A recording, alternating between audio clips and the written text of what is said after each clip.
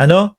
Melvin Matibag. Ito yung pinaka talagang kinakatakutan po ng depensa ni Sara Duterte. Alam nyo, yung tao, nakikiusap. No? Si Attorney Melvin Matibag, Director Matibag, nakikiusap siya na kung pwede, agahan yung pagpapatawag sa kanya dahil nga may pupuntahan siya sa Bangkok, mga kababayan. Kumbaga, hindi natatakot pumunta or hindi nagpapalusot na, hindi po ako makakapunta diyan sa hearing na yan kasi may pupuntahan.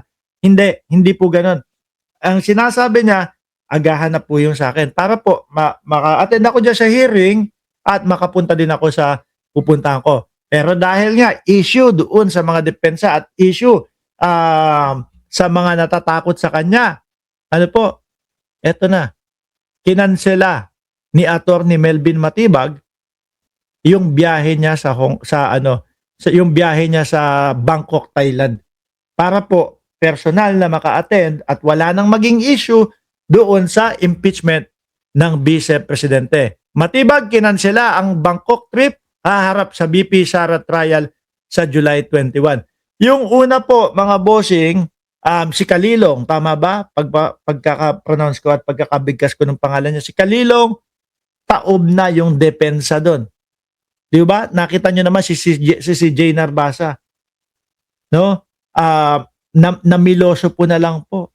Mga boss Chipamo, sir.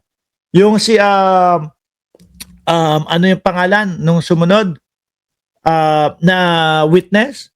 Ano din? Hindi din sila umubra doon, mga kababayan. Hanggang sa napikon, yung isang lawyer na nagbanggit o nagsalita ng inappropriate para doon sa eto, dahil sa ebidensya, matibay ang ebidensya namin, biglang sabi ng lawyer, para sa'yo, matibay ang ebidensya.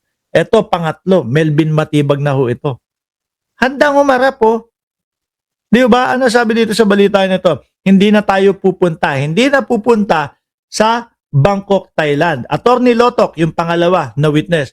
Kinansela ni National Bureau of Investigation, NBI Director Melvin Matibag, ang nakatakda niyang biyahe sa Bangkok, Thailand. Ayon kay Matibag, dadalo sana siya sa isang regional summit na inorganisa ng Federal Bureau of Investigation or FBI kung saan nakatakda rin sana siyang makipagpulong kay FBI Director Kash Patel. Sinabihan na umano ni Matibag si Patel na ituloy ang kanilang meeting sa ibang araw at venue.